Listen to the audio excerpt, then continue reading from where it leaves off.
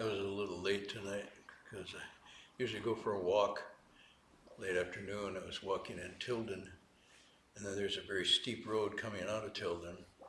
When I went down the road, I saw this guy in an electric wheelchair coming up. So an hour and a half later, I'm coming up, and he's in the middle of the road. And I pull over, and his battery went dead. And in that particular spot, there's no cell phone reception. But he was able to call a cab. So he called a cab, and of course, he needed a handicap access cab. And the guy and just turned and went away and didn't call anybody, didn't help him. Whoa. So basically, it took me a while, because there's no cell phone reception, so I had to get his name, then go to the top of the hill and call people, and then come back down again. He was thirsty, but all I had was my canteen, and I didn't want to give him that because I was drinking out of it. And now I know I should just carry bottles of water in the car just in case, emergencies come up. Eventually, though, I waited until the fire rescue people came down. I saw their lights flashing, and then I came over here. So that's why I'm a little late tonight. There's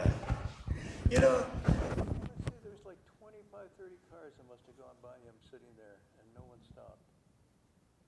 I mean, you see someone in a wheelchair at the side of the road, just, okay.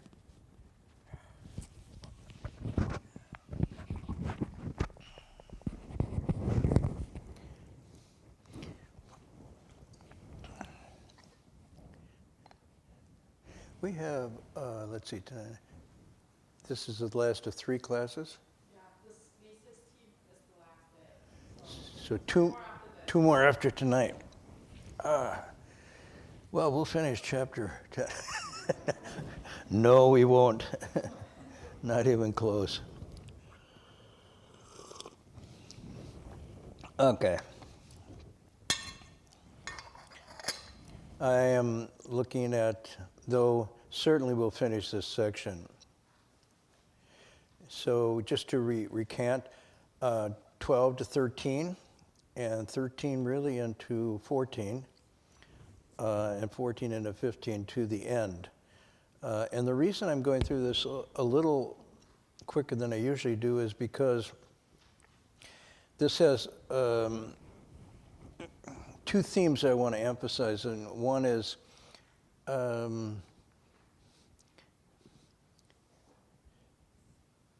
the nature of Dharma. Virtuous Leader, we're on page 13, 12, 13. So basically,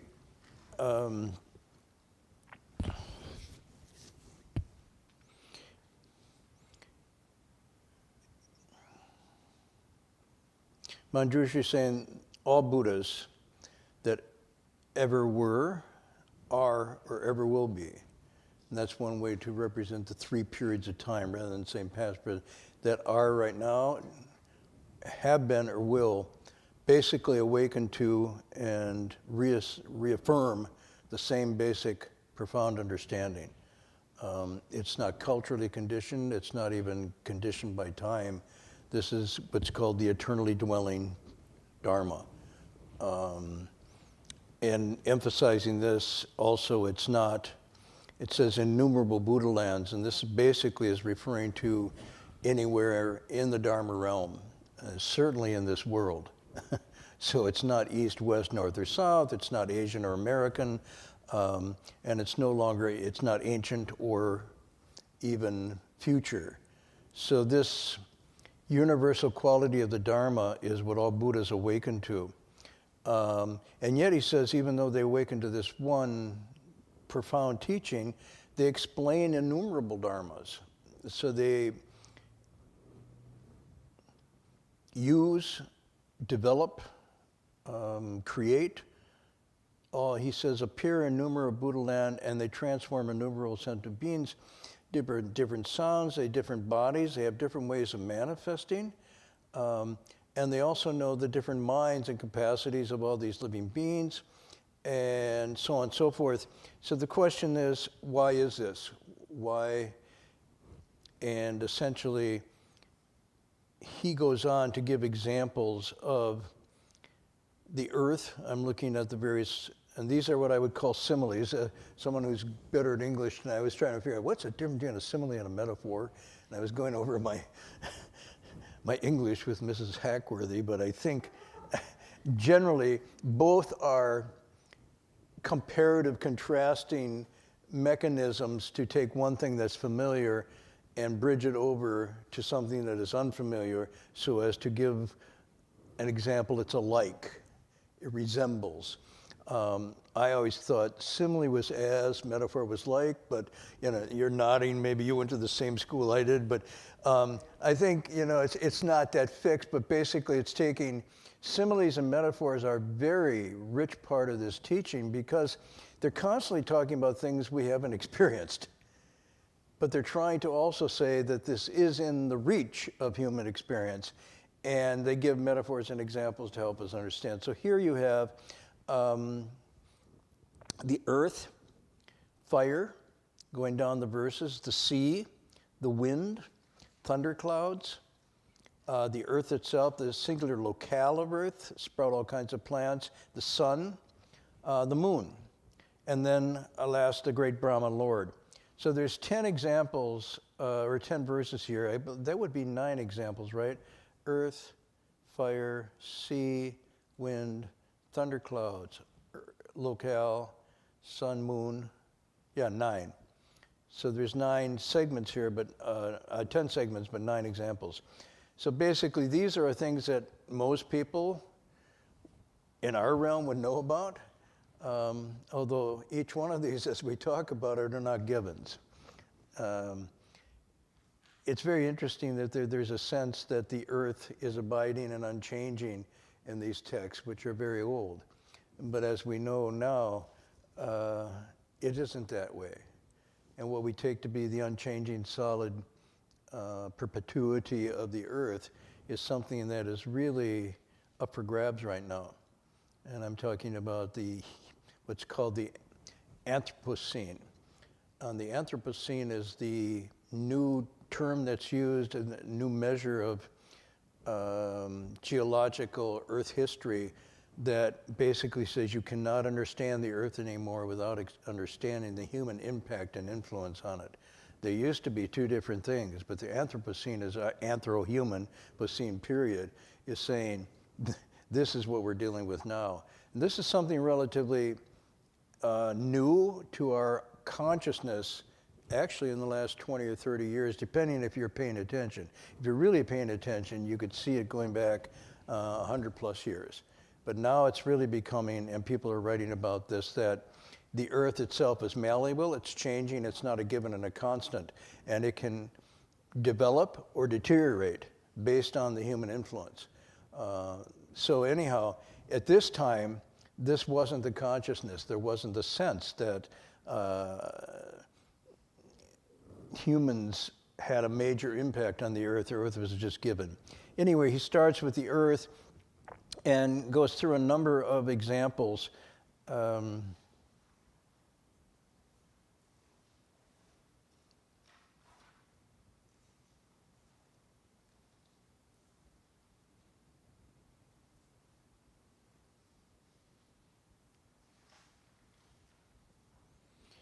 the point of all of this is to say something to the effect that Dharma is of a single nature or a single purport or single intention or essence. But it has diverse and varied forms. So then you see this simile thing, as the sea is one but different waves, as the wind, though different breezes, in other words, force, hurricane, to a gentle breeze. Well, I think a zephyr. What's a zephyr? Anybody know that one? I've seen them. It's a light breeze, right? Yeah, a light breeze. Up to hurricanes and tornadoes and so forth. Rain is universal, but it falls in various amounts, different amounts. And it's stressing here without discrimination. In other words, the Dharma is of a single source, but it is diverse in its applications and presentations, but it isn't discriminatory. The capacity also with the water one, and the other sutras talk about this, it falls, how does it go? The quality of mercy is not strained, it falleth as the gentle rain upon those below it. This is from Shakespeare. And he's describing mercy or compassion, just falls like rain, and it doesn't discriminate. It just falls, but others absorb it according to capacity. So this is a very familiar line of text. You could say Dharma is water, and water just flows and goes out universally, but people pick it up differently according to capacities. This is a favorite metaphor also in the Tao Te Ching, in Zhuangzi, the Taoist tradition, the uses of water. Water goes to the lowest places that people disdain, yet it equally benefits all. Yet it's the most yielding and yet the most powerful and so forth. So the water metaphor is a very rich one. Moon, seen everywhere, yet stays in one place. And this is the Dharma is solid and unchanging, yet its reflections. And another metaphor that's used here, the moon can be reflected in every body of water, from the ocean to a lake to a puddle, to a teardrop. I mean, you can think about it. So again, it's one moon. It doesn't move, but it's reflecting and responding, so on and so forth. And then you get the so too. So you have, I'm just doing the simile thing for those of you who are into the literature. As, starts with, right?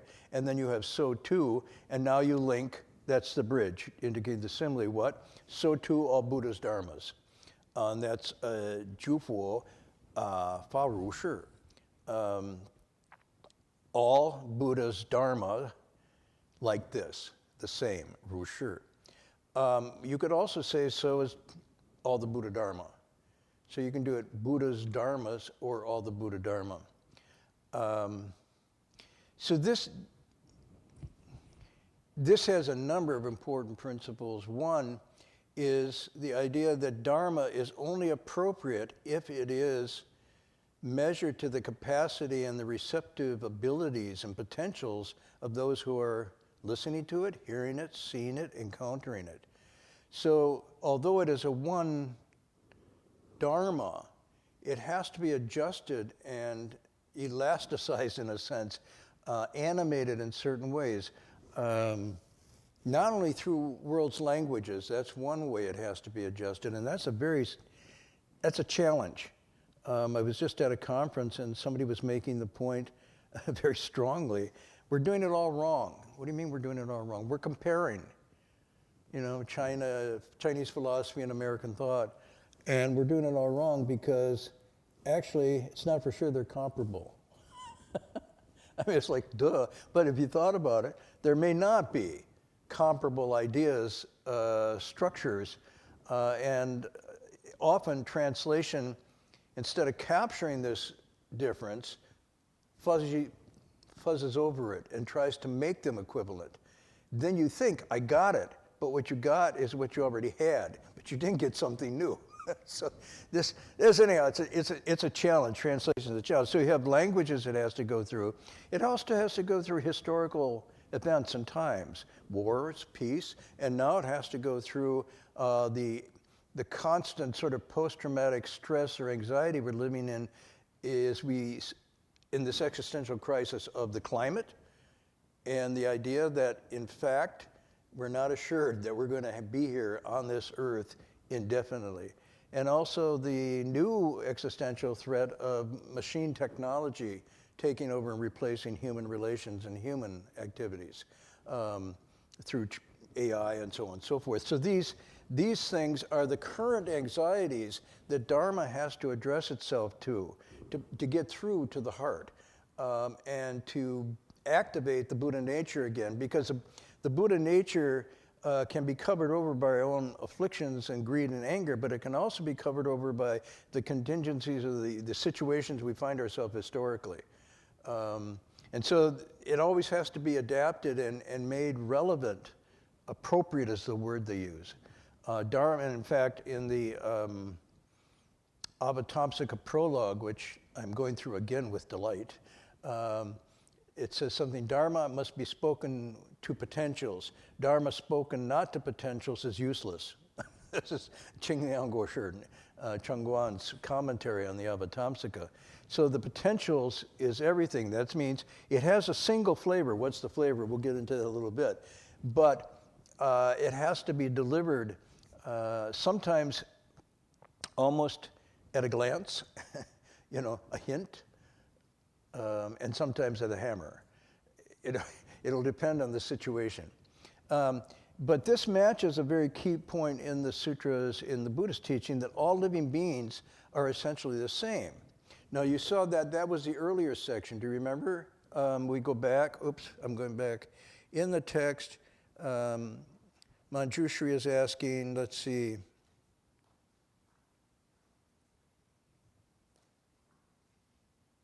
Yeah, the previous one says, Manjushri, disciple of the Buddhas, all sentient beings are alike, composed of the four elements.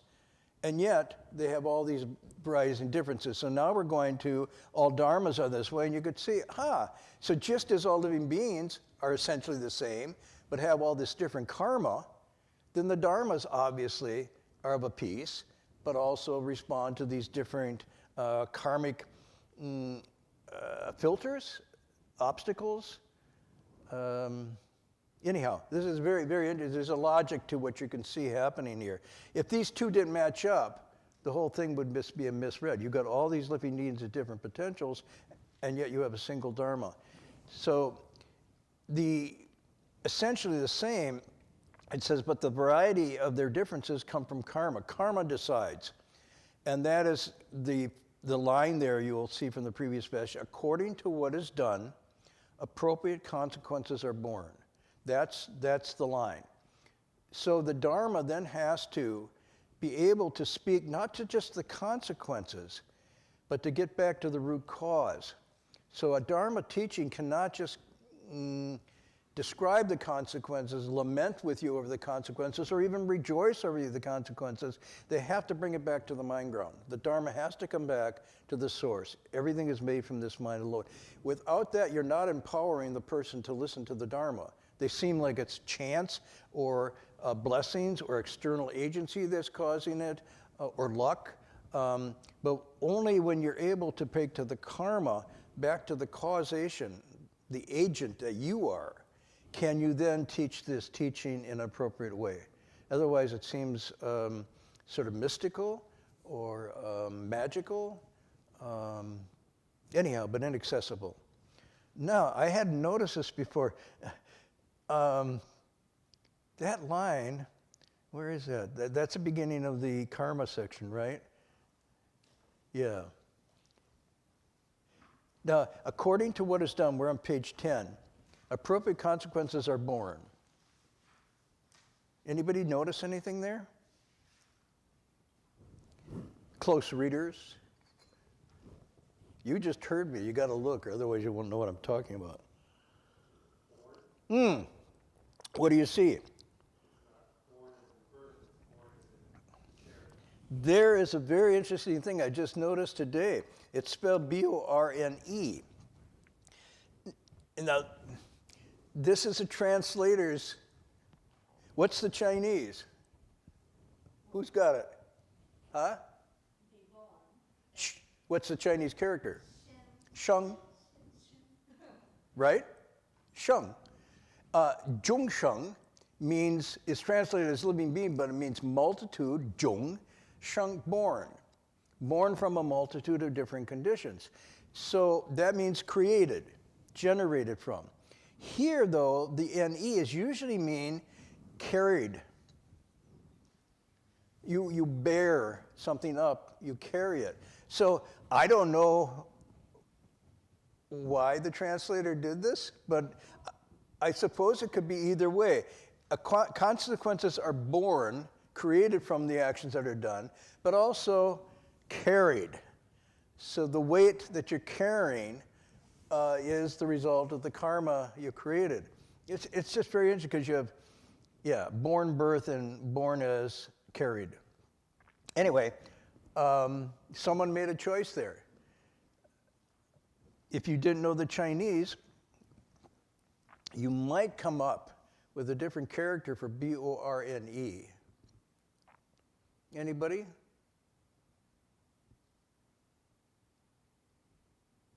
Could be something like attained.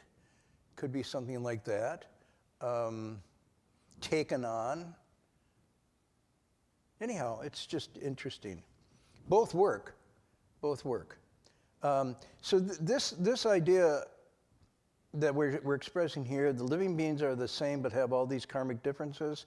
The Dharma is the same, but it responds to all those karmic differences and appropriately unties the knots. Because knots, karma is generally seen as knots or impediments that we have basically rendered our lives into. This can be as simple as the knots you talk about in therapy. Conflicts between husband and wives, children and parents, friends and so forth. Knots regarding negative emotions, anger, jealousy, vindictiveness, and so on and so forth. The text uses the term knots. These actually like tourniquets that constrict our full-flowing, free energy, or zudzai, that selfless flowing at ease.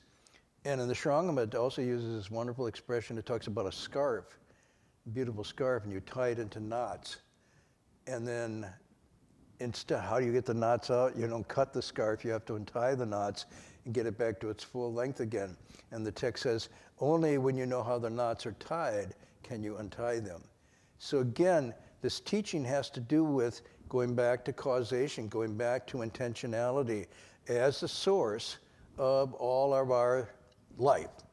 It may not seem that way when it hits us, because the nature of karma is not just immediate, it can be longer in life, even in the next life, even future lives.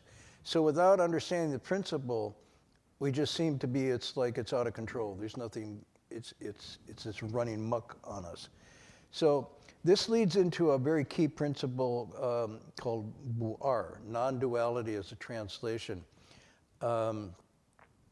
Any examples you can think of the text talk about non-duality? This is a very recurring theme.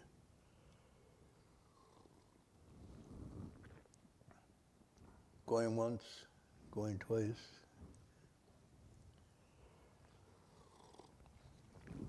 Don't look it up on your iPhone.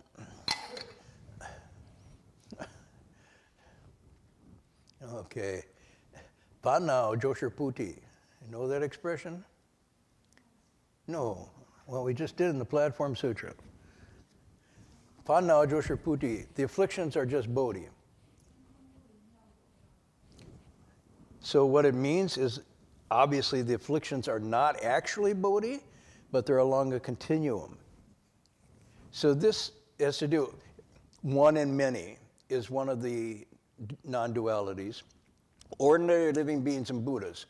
Ordinary living beings, unawakened, are just ordinary. Once they're awakened, they're Buddhas. These are not two different beings, but one being along a developing, evolving continuum. This is non-duality.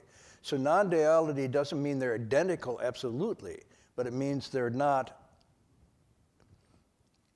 how would you say it, diametrically opposed. They are not distinctly self-existing opposites. So this non-duality means a living being can become a Buddha, and change then becomes the powerful dynamic of this teaching. Everything must and can change.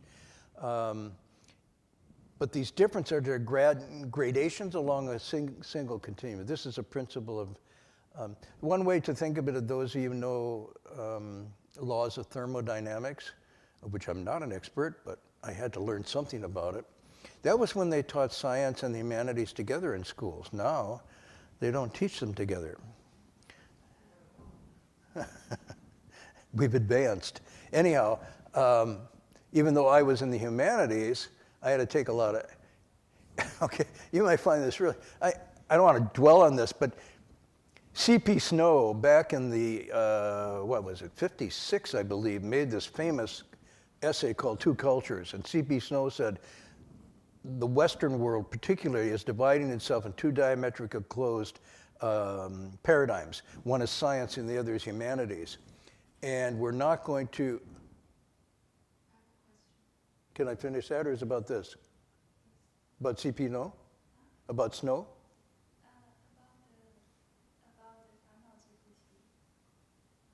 The what? Chat GBT? Wait. I don't speak right out. Go ahead. Yep. Well, I want to finish this line. Ask when we have a break. So C.P. Snow made this argument. He was a chemist and a novelist at the time in Britain. And he said, we're not going to solve our problems until we bring these two back together again. So this was in 1956. And he said the problem, what was happening in Britain at the time, was there was too much humanities and not enough sciences. And now you could say it's almost the reverse. We have too many sciences and not enough humanities. But as an undergraduate, I had philosophy, history, literature, even religion, classical religion and so forth. And then I had my courses were botany, biology, geology, zoology, physics, chemistry, and the new field was emerging was genetics at the time. And that was just a basic undergraduate liberal degree. It wasn't like I was majoring in STEM or the humanities. That was just what you did to be an informed citizen. Anyhow, thermodynamics came at that time, which I thought was fascinating. But it basically, as I understand it, it's saying that the actual nature of the universe has fixed matter and energy. It's a closed system. However, matter turns into energy, and energy can turn into matter. So it's called the transformation of matter and energy. Matter becomes energy, energy becomes matter. But there's not an add or a subtract. It's just a transformative cycle that's going on. So if that's the case, this is the closest example I can get to sort of explaining non-duality through something we might be more familiar with. Anyhow, these are very key Avatamsaka themes. And most important, I think, takeaways of the Avatamsaka is that everything one has is enough to become Buddha. But it all depends on use and function. Used well, it becomes Buddha. Misused, it's not only an ordinary living being, it can be worse.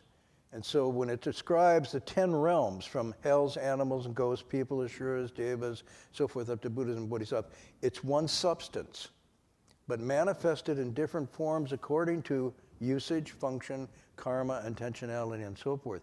So we're faced with this very interesting oneness, and yet all this diversity. And this is what the text is talking about here. The passage I would give in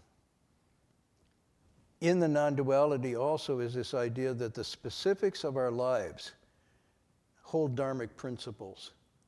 If you can look at the specifics of your life and you understand Dharma, you can see the Dharma actually coming out of the specifics of your life, and vice versa. So here's the line from the Avatamsaka preface that discusses this. Truth and falseness interlink and mingle. Within the ordinary mind, one finds the Buddha mind. This is the beginning. Where is the Buddha? The great what was the conversation? Where's the great way? You're standing on it. Where can I find the Buddha? Your own mind is a Buddha. Fu zhi xin, xin zhi fu. This is a famous expression. So within the ordinary mind, one finds the Buddha mind, not someplace else. And then it says the next two lines, specifics, the concrete things of life, and the principles, the philosophical concepts, are together cultivated. One relies on basic wisdom to find the Buddha's wisdom. So this is expressing that non-duality between living beings and Buddha, but also expressing that in the falseness of we're tied up right now, untied, smelted, that becomes the true.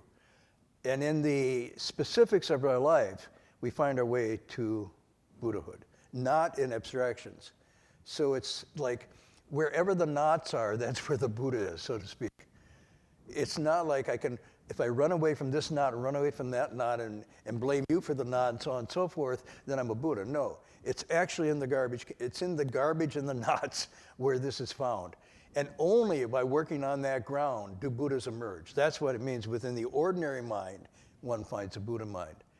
So even the idea that leaving home is somehow a catapult into Buddhahood, all leaving home does is bring you really close with the ordinary mind. It removes all the other distractions and brings you right to that ground. So you're not actually escaping reality there, you're coming to a focused grasp of reality within your own person. And this self-cultivation then, this is what's being talked about here, this self-cultivation, when it reaches its pinnacle, Buddhahood accomplishes itself. And what's more, somehow the bodhisattva heart emerges from this, and the energy now turns to teaching, transforming other living beings. And that's somehow part of the awakening. Now, what was your question?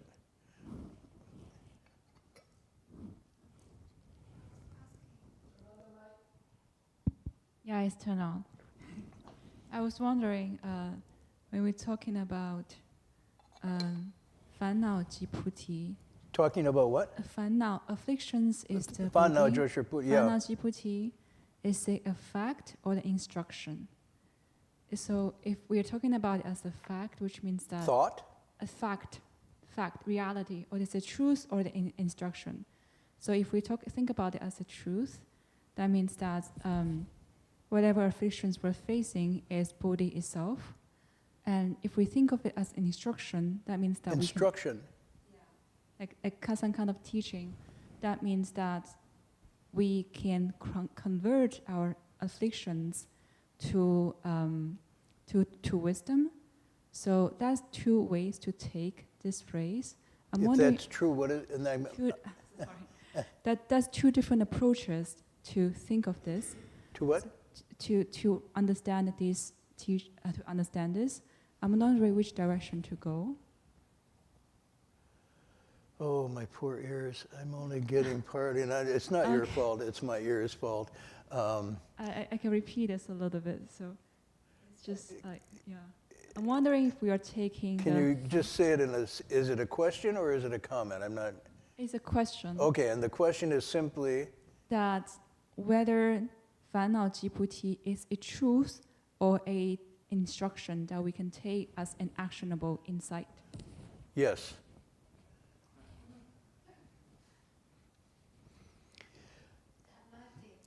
All... How's that? Your answer was non-dual. Well, yes, it is non-dual, thank you. But what you have to understand is all these texts, all these sutra texts, everything that's coming are basically descriptions of how things really are and the theory, but they're also prescriptive in how you should do.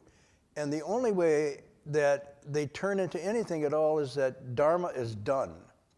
It's not simply believed in or received or accepted as truth. It's basically a hypothesis that has to be tested out. So yes, you could say it's truth. It's a statement of principle, if you want to. But you see, principle and specifics are together cultivated. If you just hold to principles, it's basically like the example the Avatamsaka gives, like collecting wonderfully embossed dinner menus, and you don't eat. So you have the menus, they're good, they're right, and so forth, but without eating, there's no change, there's no result. So that's why this text is so important when it says, truth and falseness interlink and mingle. In other words, bodhi and afflictions interlink and mingle, and within that ordinary bodhi affliction, you find the Buddha by simply transforming afflictions. How do you transform afflictions? First of all, you have to acknowledge and face them. You have to do a kind of an inventory. Not your afflictions. I don't inventory yours. You inventory your own. I inventory my own.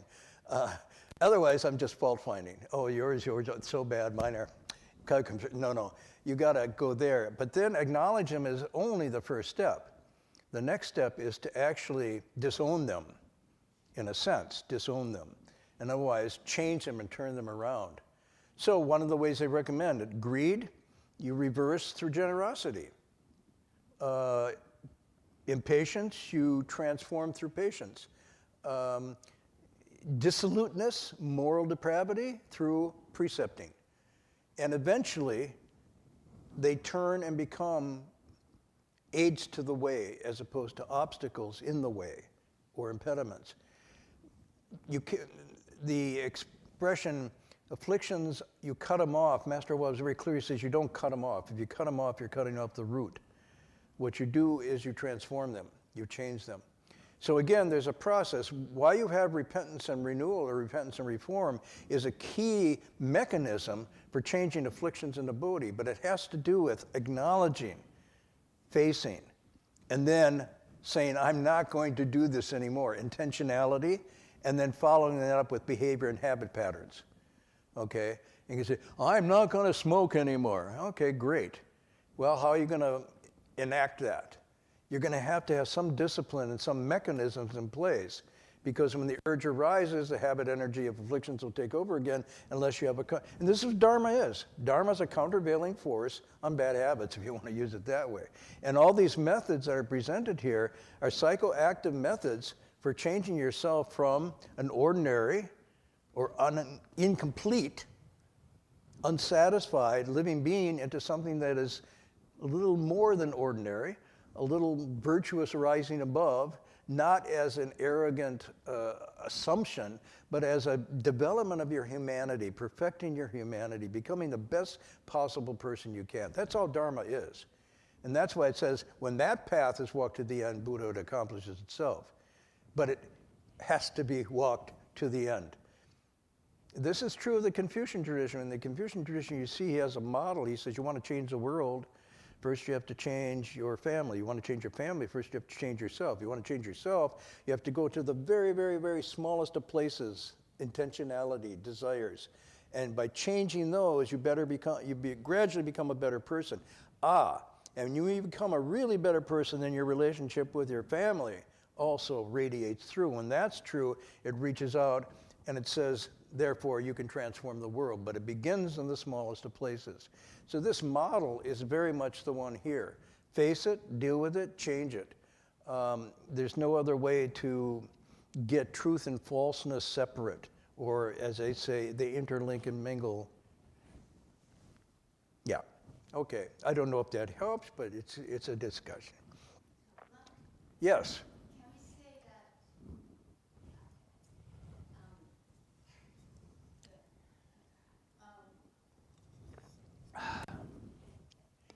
You got to put the mic up. It doesn't. This is a perfect example. I've got a microphone. You got to bring it up and use it. good and bad, heaven and hell, these opposite things, it means these are not fixed things, and they are all processes. That's why you can say non-dual, because it's not like we have one and the other as opposite, but so sort of a process. They're not fixed and permanent. They're malleable and changeable.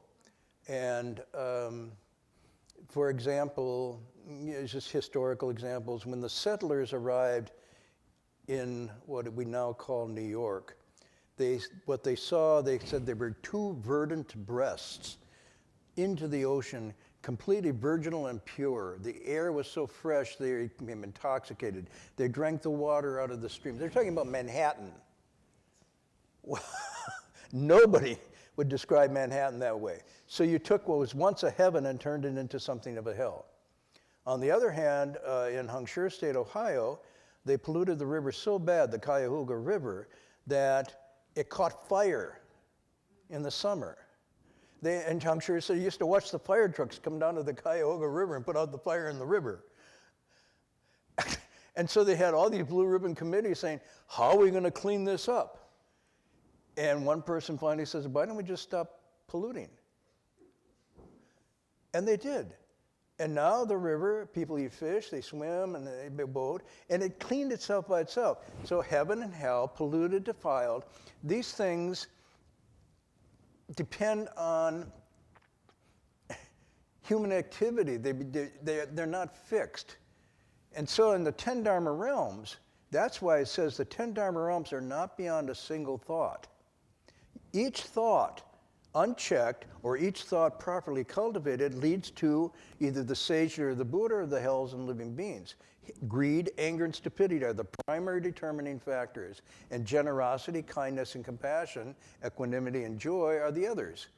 And so it's such an almost like equation of how to do this. It's very precise. But the important thing is there's no fixed, permanent, self-existing nature to any of this. Change is the only dynamic within this. But the key thing is change isn't just, how shall I say it, only just happening. It is something that you direct. Change isn't just happenstance, but rather the actual mechanism by which you change your destiny. So to be in charge of change means to be in charge of your intentions and your will. To be in charge of your intentions and will means to be in charge of your desires and your ambitions and so forth at the very earliest stages. Once desire is fueled, it leads to leaning, intention, to will, to action, to then your destiny. This is not just Buddhist. This is, you find in the Upanishads too. So this idea is extremely humanly accessible. It brings a kind of radical type of freedom, but also entails a radical responsibility. So this blend here is what's being talked about in this text. And so the teachings, the many dharmas go out to cause the people who hear them to take charge of their lives in constructive ways that can bring about change. So, for example, you don't speak prajna paramita to people who are at a rudimentary level of killing, stealing, and engaging in sexual misconduct. You talk about the joys and the benefits of precepts, of morality, the clarity of conscience and mind that you have towards yourself and others when you don't overstep, when you don't harm, when you don't cheat and that's where you start. Once there's a flavor of that, their minds begin to settle. And now you can talk about meditation. But you don't talk about meditation if people are breaking all the precepts, because the mind is completely scrambled and chaotic and wild. So this is the measuring of dharma potentials here. Ultimately, what the Buddha says, there is no dharma. There's no dharma to teach. All of it is to counteract people's attachments and wrong thinking. Once those are freed up, dharma manifest. You are a living embodiment of dharma. It's not like something you get. It's someone you are. That's a very different. Anyhow, now you see what you did. That's okay. We'll kind of. I will tell you a story though. I promise. So there's a lot here I wanted to go with you, and I'll go into this next week, develop it more. But I'm glad you're asking questions. If there's no questions, there's no dharma. Got that? Why is there no dharma on Friday night? There's so many questions. Okay. No, I'm kidding. I was reading through this journal, and I just wanted to share. This is just, some of these are kind of light and interesting. Some of these are pretty heavy. So, and I found my light, so thank you. I don't need your cell phone. Although I did download all your contacts. No. Here we go. This is the one that you gave me, Ken. So I got this nice light. Look at that. Okay. So I guess it kind of goes with tonight's talk. In other words, if Buddhism is not north, south, east, and west, it's not ancient and it's not future. It is in the here and now of every living being. So this is what Master Hua was moving towards. He said, I don't want to call it Buddhism, and I don't want to call it Chinese Buddhism or Japanese or Eastern Buddhism. He says it's just the teaching of the mind. It's the teaching of the deepest human psychology. All beings everywhere have this potential, and all can become Buddha. It has nothing to do with location, climb, any of that. So this one I titled, Funny You Don't Look Like Buddhists. Okay, so this is a journal entry from the Highway Bowing. There's a Chinese-American gang leader who comes up, and he's got his gang with him. And they've been watching us for a couple days. They're not fans. You still at it? He says. What the beep? What the beep you get out of it, is his question. I say, nothing. We give, we don't get. You give and not get? Whoa. I don't get it. Hey, what are you guys anyway? And I say, Buddhist. Buddhist? Hey, that's what I am too. Proudly pointing a thumb to his chest. I'm a Buddhist. I'm from China.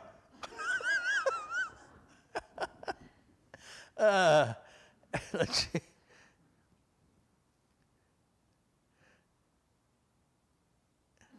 Trying to read this. And then he gives us, like, slaps me on the back and gives me a grin like I'm an old friend of his now. He says, you're not communist? I said, no, we're Buddhist. But I thought Buddhists are fat. You're a Buddhist and you're not fat? And he puts his palms together and kind of does it and walks away. So I just, the strange things that can happen and the encounters you have on the pilgrimage. And I mentioned last week, did I mention this? I think when I went to, we were in Vancouver at the time and invited to a radio interview talk show. Did I mention this? No. Okay, and I went because Heng Sure is still practicing his vow of silence, and I walk in the studio, and the guy says, oh, he looks, because I'm a Westerner. Wow, how does it feel to be a traitor to your culture? How does it feel to turn your back on your civilization? What? You're a white guy. Well, you can't be a Buddhist. That's abandoning your family, clan, background, and whatnot. So you get that thing of funny you don't look like a Buddhist goes both ways. Now this guy, I don't think the announcer came around, but this guy came around to say, okay, I'm Chinese, but you're not Chinese. Huh, and you're not, oh, okay. So there was a little turning in him, the possibility that this is something more universal. But the often common response is, you don't look Buddhist if you don't look from a particular area or a particular ethnicity. So I'm always thinking, in these assemblies, it'd be really neat to you do a film, and you have all these Buddhas and Bodhisattvas, and they are all over the map. There's just a rainbow of ethnicities, of color, of hairstyles, clothes, skin color, different languages. I mean, it was just, and you'd say, that's it. That's Buddhism. That's the Dharma realm. They all belong. Yeah. Anyhow, that was it for tonight. We ran out of time. Next week, I want to go more into this because there's two aspects of this. This is one, but there's another aspect here that's very important that I'll try to cover next week, and more stuff. I didn't do it tonight, but I want to tell you about, because I just had a lunch and tea with my former president of DRB, was Snezhna Akpyanar. Some of you don't even know her or never heard of her. So the present president is Sue Rounds. Prior to Sue Rounds, it was Snezhna Akpyanar. And so she still lives here. She's getting on in years. She says, she said something like yesterday, she says, I don't know, something's wrong with me. I just can't get upset anymore. Whoa, I'll have what you're having. It's wonderful how but it reminded me of her father. And her father was a Buddhist monk. So next week I'll tell you the story about her father and some of my experiences with him. But very interesting. And he, of course, is a Buddhist monk, doesn't look Buddhist because he was a philosopher from Yugoslavia. So this is very interesting how Buddhism is starting to take hold across dimensions of ethnicity and time and place, and even different disciplines. So he's a perfect illustration for the next passage. So anyway, what do they call that? Spoiler alert? And we got 2 classes after tonight, right? So depending on your questions, we may finish a section or not. I'm in no hurry. Any more? Any announcements, questions, anything else? I know you have more, but that's it for tonight. You'll have to save them for next week. I have an announcement. Yes? Okay, so we have a special event on May 31st at the City of 10,000 Buddhas, and it's called Growing from Our Roots, 30 years after Venerable Master Hua's entering Nirvana. What's the title again? Growing from Our Roots. Growing from Our Roots. Oh, Yeah. So it's a special event, 30 years after Venerable Master Hua's entering Nirvana at the City of 10,000 Buddhas, Saturday morning, 8 to 5, panel discussion, panel reflections by disciples of the Venerable Master, and then in the afternoon we'll have breakout sessions where there will be special Dharma topics. So please go to drba.org for more information. this is really interesting because, okay, I've been at it since 1975. That's 50 years. And yet that's a drop in the bucket as Buddhism comes into a new culture. So if you go back, basically Buddhism didn't start coming into America until early 1900s, and then it was very trickly, very trickly. You didn't start getting a major impact until they dropped the immigration restriction laws against Asian Americans in the 1965, 66. It had been in place for 50 some years. Once they dropped that, teachers could come, and this is the time that Master Hua arrived and others. So you really, in a process of 50 to 60 years, you have the Dharma coming into the Euro-American scene. And we're just at the frontier beginning stages of that. What we're doing here with the Avatamsaka is really a frontier effort, translation, looking into it, and all the other sutras that we could be doing, and then translating it into and through Euro-American thought ways and mores and so forth. Really challenging. But if the text is right, not only can it be done, it has to be done. So this is just another example, kind of a workshop, people reflecting on this. There was a woman came this week, she wanted to do a magazine interview called Modern Buddhism, and she wanted to know about the beginnings. And you just walk down the hallway here, and there's these pictures on the wall that show the early days at Go Mountain. She's going, whoa, whoa. I said, yeah. She says, what's that? I said, that's a tape recorder. And there was a tape-to-tape recorder with a monk and a nun bent over the earphones, and it showed the Buddha Hall at Go Mountain Monastery on 15th Street. It was a converted mattress factory, and everybody's sitting there, and Master Hua would lecture in Chinese. They'd tape record it, play it back, and translate it on the spot. Somebody else would be transcribing it. That's how the things I'm reading you started to emerge. So Master Hua knew very little English. We knew very little Chinese. But we kept at it. Now all those early disciples really know English. I don't know much Chinese still. But the process is still going on. And he said, just because you're translating English, that's not the end. You've got to do Spanish, German, French, Portuguese, Russian. It has to reach out to all the languages of the world, to all the different potentials. So in a sense, what Locke just announced as an event is the beginning of that project. Well, Churchill had a wonderful expression. He described a particular turning point in the war. He says, this is not the end. This is not even the beginning of the end. It's merely the end of the beginning. And these 50 years is something like that. This is only the end, because I got a few years left. That'll be the end of a beginning, but this has to go on. So I encourage you all to keep investigating this if you have linguistic skills, to bring them to bear. But more importantly with the translation effort is the embodiment. With the embodiment comes good translation. Without the embodiment, it's a disembodied abstraction. But with embodiment, it's very, very powerful. In fact, if that's all you do is embody and don't translate, you're speaking the wonderful Dharma. So, Anyhow, let's do our transference.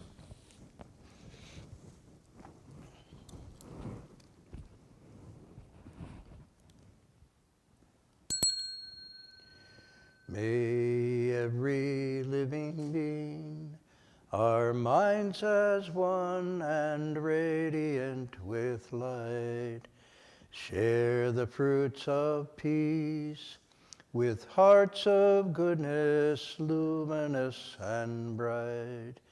If people hear and see how hands and hearts can find in giving unity, may our minds awake to great compassion, wisdom, and to joy.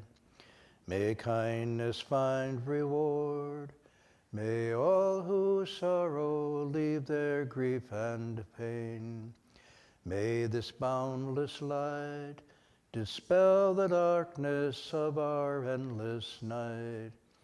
Because our hearts are one, this world of pain turns into paradise.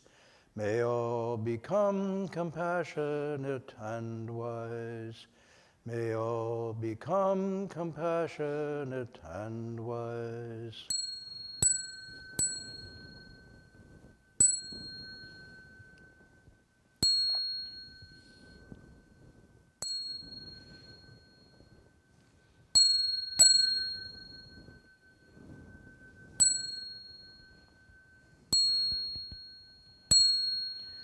Bow in respect to the triple jewel.